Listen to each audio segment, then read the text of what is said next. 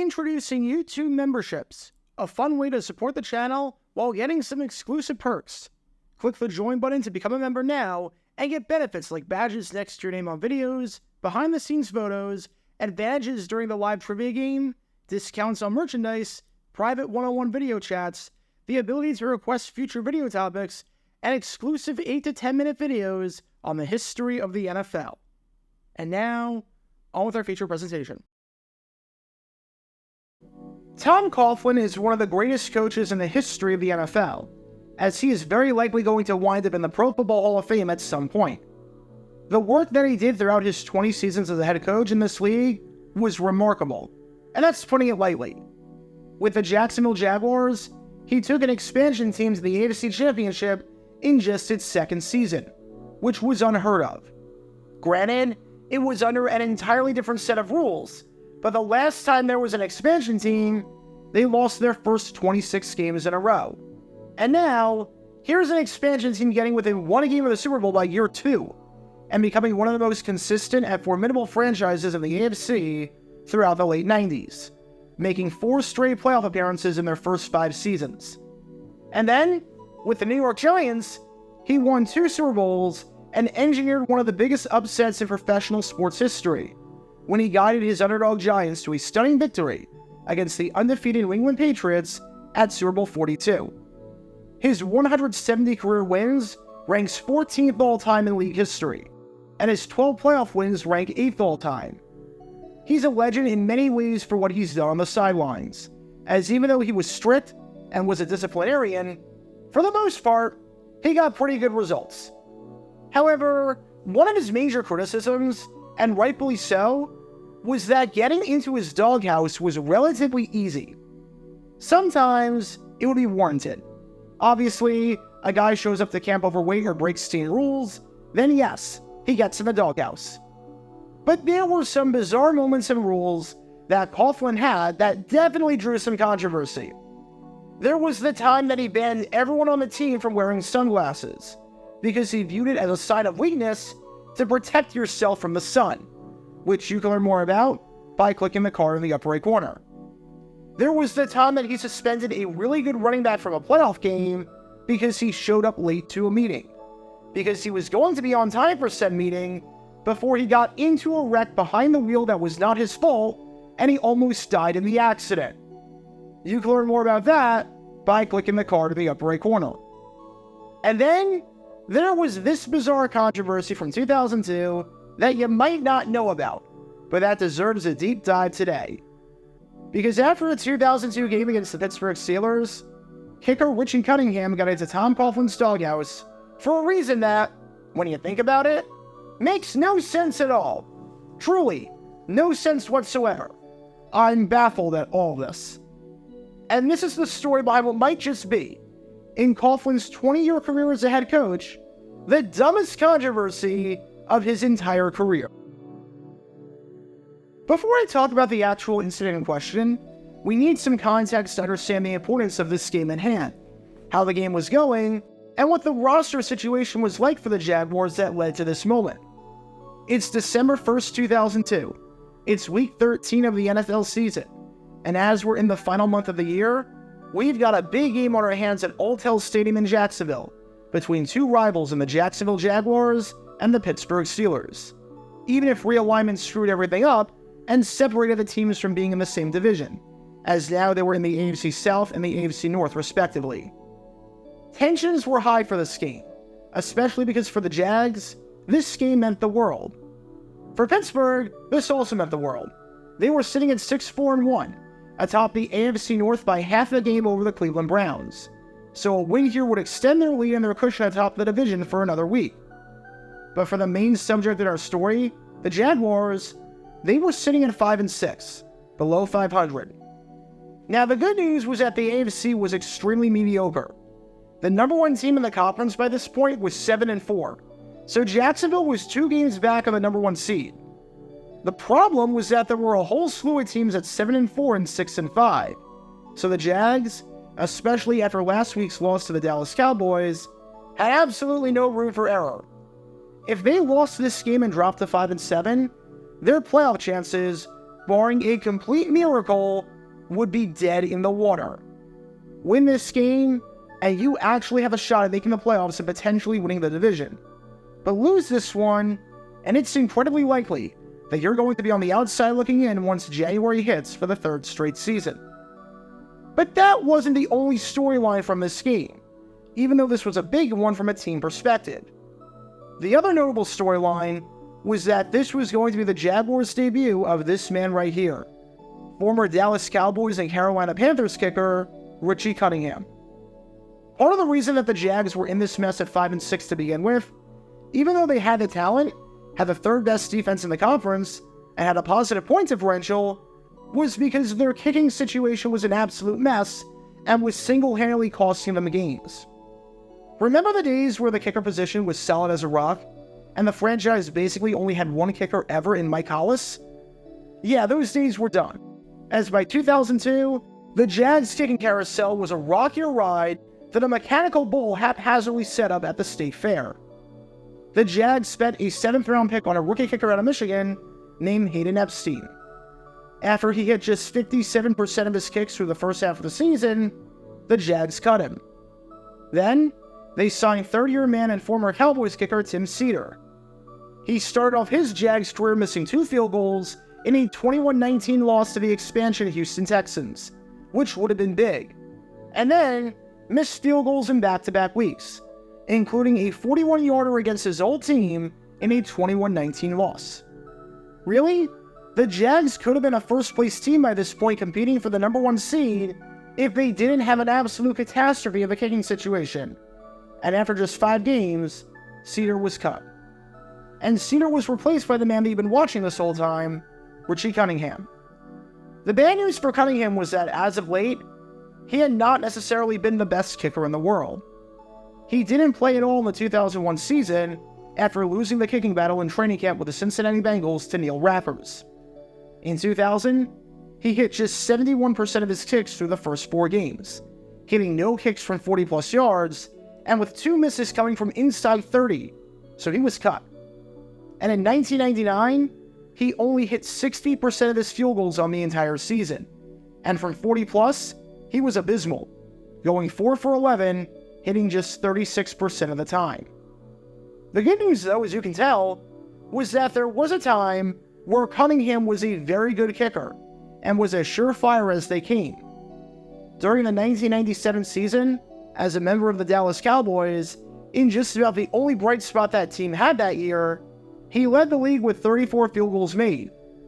He hit everything from inside 40 yards, so if you got into the red zone, he was automatic.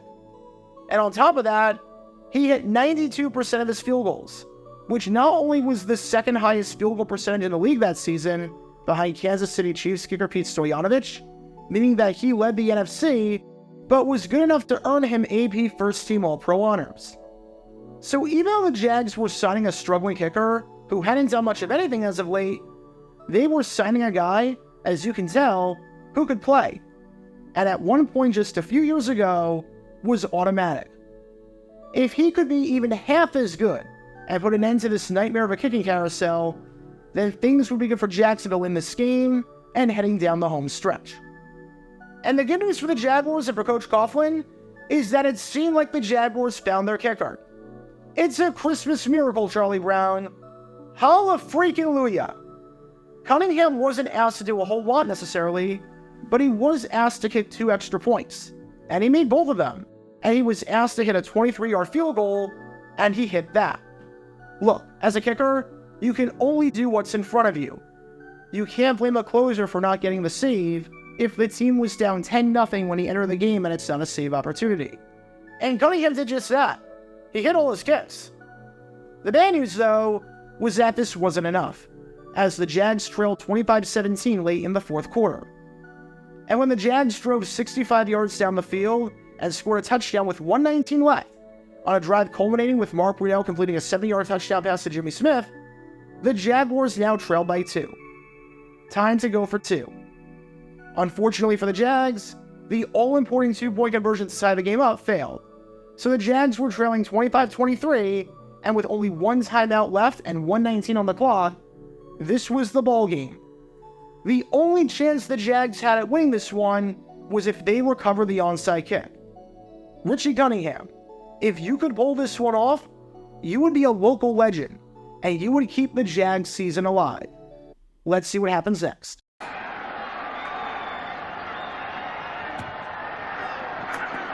it's covered up by the Steelers, but a flag on the play. Well, that stinks. That's a bummer. Wait a second, timeout. Flag on the play, and it's on the Steelers. Turns out, the Steelers were offside. You have to stand 10 yards back before the ball is kicked, and the referee ruled that a Steeler stood in front of the 40-yard line, being in an offside position. Close call, but now, not only does the ball get moved up 5 yards, but the Jags get to try it again. A second chance at this all-important onside kick. A second chance at saving their season. Let's see what happens next. There's a high kick, and Hines Ward is there, but another flag on the play. Well, that stinks. No penalty there. That's a clean recovery, and that's the ballgame. Pittsburgh wins and extends their lead on the AFC North, while Jacksonville loses, drops to 5-7, and basically falls out of the playoff race, barring an unbelievable miracle with 4 games to go. And after the game, this man right here, head coach Tom Coughlin, was absolutely livid. Now, you would think that he would be livid at his defense for allowing 403 yards and allowing the Steelers to score, excluding the one-play drive at the end of the first half and the final drive where they just took a knee, on 7 of their 9 drives. You would think that he would be livid at his offense for their lethargic start to the game, where they scored just twice on their first 8 drives, and after 3 quarters, had amassed just 111 yards of offense, including 5 straight drives ending in a punt. But instead, the brunt of the criticism was directed at Richie Cunningham. Seriously, Coughlin decided to put his kicker on blast after the game, despite the fact that he was perfect on kicks, for not successfully executing the onside kick. Said Coughlin, evidently, at this point in time, it's a rare talent. Evidently, people don't prepare properly for doing that. I'm sorry, what? You're going to put your kicker on blast for not being able to recover an onside kick? First off, yes, it would have been nice to recover the onside kick. It would have been great and probably would have ended up winning the game. But an onside kick is such a weird play in the first place that expecting to recover it is just not realistic. During the 2002 season, there were 53 onside kicks attempted, and only 13 got recovered, so less than a quarter of the time, this play is going to work out. In 2001 and 2000, that percentage was hovering around 22%. It's not like your kicker didn't execute a chip shot field goal. Your kicker was asked to do something incredibly hard, and it went like it does for just about every team and every kicker that tries it. And you're going to blame him and put him on blast? He's going to get into your doghouse for that? Really? You're essentially saying that you expected more out of your kicker, and that he didn't practice the kick properly. And that's what cost you the game? It's like criticizing a player at the end of a basketball game for missing a full court shot after a rebound off the free throw with a second left, saying, evidently, people don't prepare properly for doing that, as if hitting that shot was ever that realistic in the first place. Plus, when you break down the kick, it really wasn't that bad. At the end of the day, you want 2 things with an onside kick. Number 1, keep it in bounds. And number 2, get the kick to bounce. If you can pull up both of those things, honestly, you did your job. And whatever happens next happens. And on both the negated kick and the kick that counted, Cunningham did just that. The ball stayed in bounds. The ball got height. And especially on the second kick, the Jags had somewhat of a chance to recover that ball. I've seen way worse onside kick attempts. It's not as though Cunningham kicked it out of bounds on the fly. It's not as though he kicked it 3 yards when it has to go 10. It's not as though he whiffed on the ball entirely. Cunningham did everything you can realistically ask of a kicker in that spot, which is Give your team a chance at recovering by keeping it in play and getting it in the air long enough and high enough to allow your team to travel down the field and win it. It honestly wasn't bad. No, it didn't work, but you can't necessarily blame the kicker for it. It's like blaming a golfer down by one stroke on the final hole for going for the green on the tee shot from 340 yards out, and coming up about 20 yards short, thereby ending his chances of winning the round. Like, it wasn't that bad of an attempt, and the odds of doing it in the first place were pretty slim. It was going to take something perfect, and this was awfully close to at least giving you an opportunity. So to blame your kicker for this and throw him under the bus and put him in the doghouse for apparently botching these onside kicks, and I use botching in air quotes, just seems asinine to me. And what's crazy, but maybe not too surprising, is that after the game between these two teams behind me right here, Tom Coughlin cut Richie Cunningham. Seriously, Richie Cunningham got cut after the game, despite the fact that he made every single kick in the game, and despite the fact that this meant that the Jaguars would have to find their fourth kicker of the season, all because Richie Cunningham apparently couldn't execute an onside kick, even though that's an unrealistic expectation to ask in the first place, considering he got a bounce on it and kept it at bounds. And oddly enough, that was the last time that Cunningham ever kicked in the NFL, as he never played again after that. So his final memory in the NFL was being chewed out by Tom Coughlin for not successfully executing an onside kick. Just a bizarre moment in his career and in Tom Coughlin's career, especially since we were nearing the end of his time in Jacksonville as a head coach. Look, it's okay to have expectations. It's okay to have high standards. I'd actually be furious if my coach didn't have high standards. But something about this just seems incredibly off, even for Coughlin. There's a difference between having high standards and being unrealistic.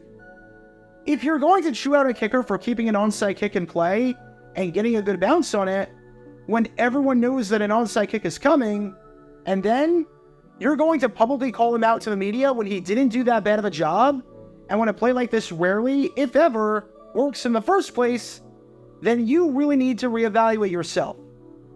Because even though Cunningham seemingly didn't do anything wrong here at all, in the eyes of this man right here, Tom Coughlin, Cunningham's onside kick attempt wasn't cunning enough.